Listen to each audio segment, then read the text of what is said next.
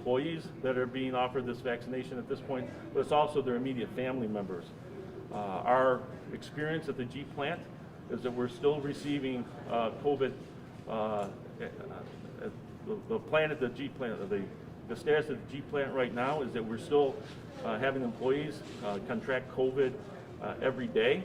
But our contact tracing is showing that in almost every single case, it's traced back to the family members. So it's important that not only does our Jeep employees be vaccinated, but also to protect your family members, get the family members vaccinated also, so that you don't have to go through the pain and the suffering that the COVID can bring, and that we can protect not only our Jeep plant, our Jeep family, but also the community at large. So thank Bruce and thank Mercy for this opportunity to take a giant leap forward today in making that all possible. So thank you very much.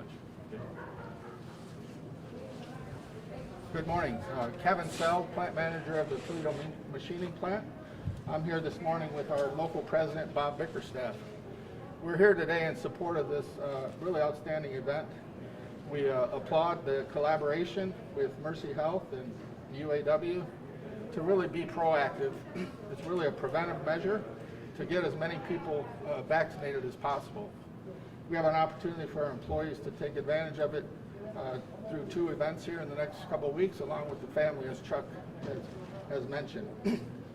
We all know it's been about a year, and everyone wants to get back to some normalcy. We've done a lot of work in the plants. We really want to thank our employees because we've been very dedicated to social distancing, washing our hands, and of course wearing the masks. But there's nothing like the preventive approach with a vaccine.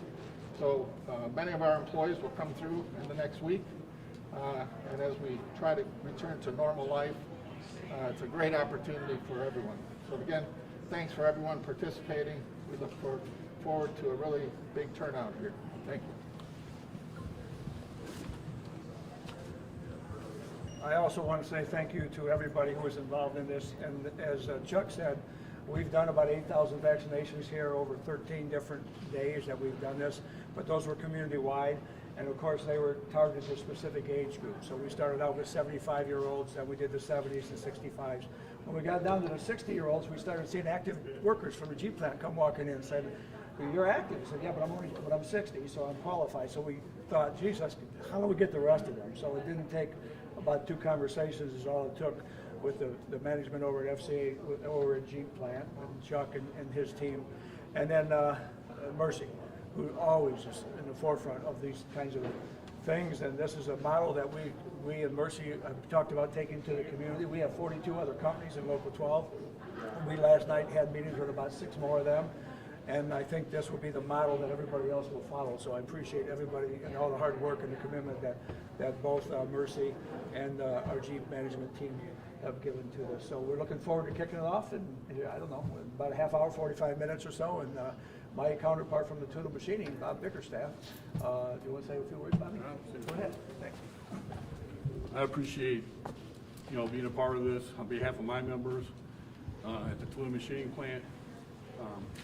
We'd like to encourage everybody to get vaccinated and hopefully bring the end of this pandemic and bring some normalcy back into our lives. And just want to thank you again for including the Toledo Machining plant, all of our employees, unit and management. Thank you. Your name? Bob Bickerstaff, President of UAW Local 1435. Hey, good morning, everybody. How y'all doing? Nice to see all of y'all. I'm Brian Sims. I'm the chairman at the Jeep plant for the past 2 years.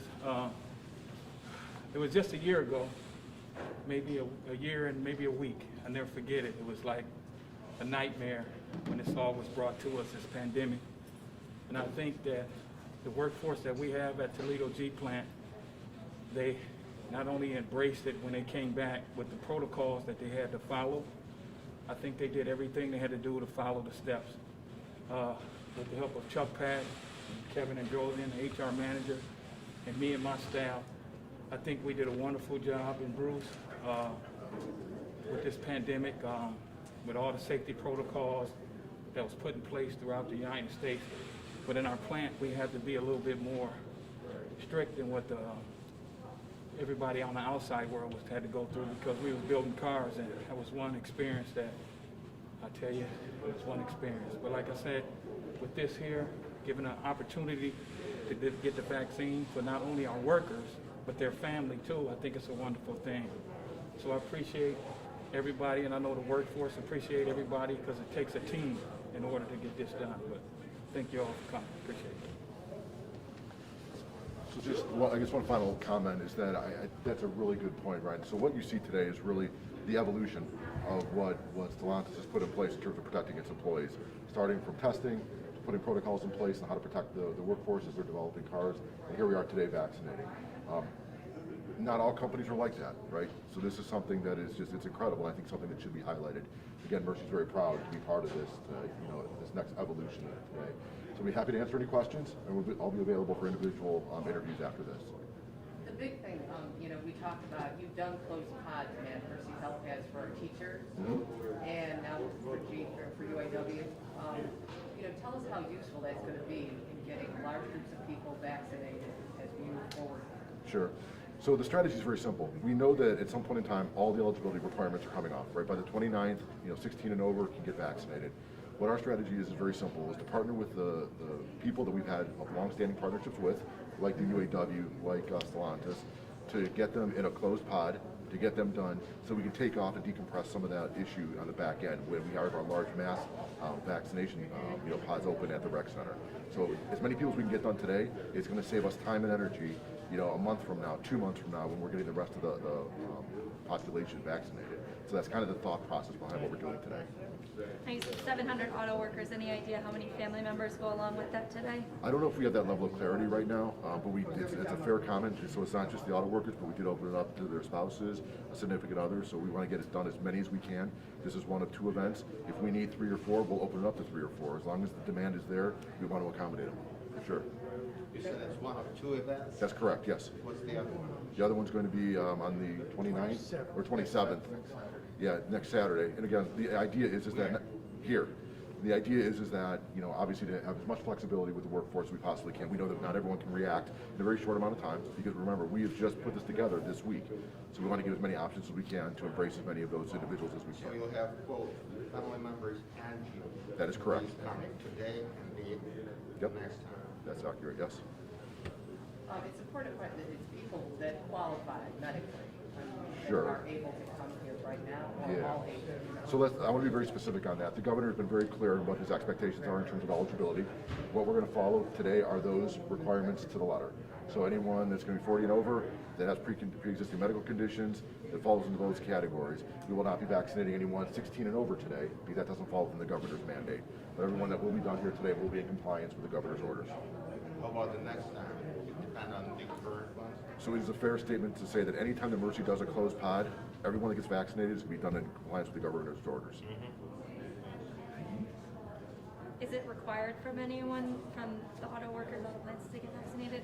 Is this something you guys are requiring or just highly encouraging? This is, we're not requiring anyone to be vaccinated to continue to work at the G plant. We're highly encouraging everyone to take this opportunity to get vaccinated to continue to protect themselves and protect their families. Can you introduce yourself? I'm sorry? Can you introduce yourself? My name is Chuck Padden, P-A-D-D-E-N. I'm the complex manager at the Toledo Assembly Complex. Okay? Do you have a rough estimate of how many people total could be, getting vaccinated? Well, How many people are eligible through, the different, through the UAW right now?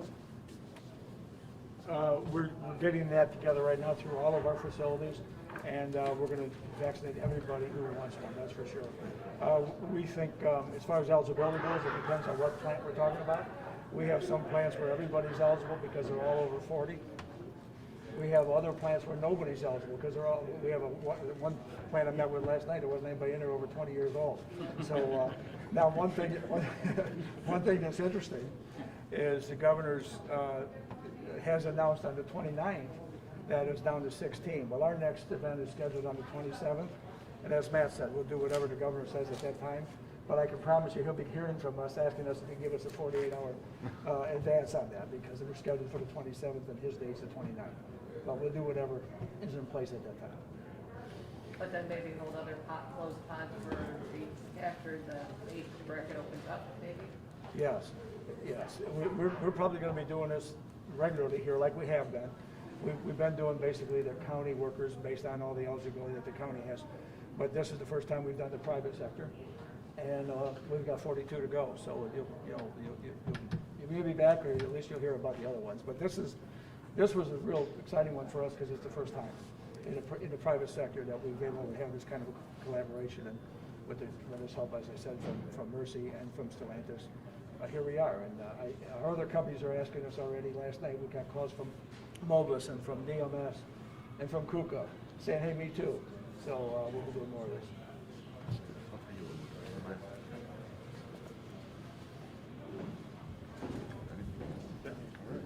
Thank you. Yeah, I really appreciate everyone coming out today. Thank you.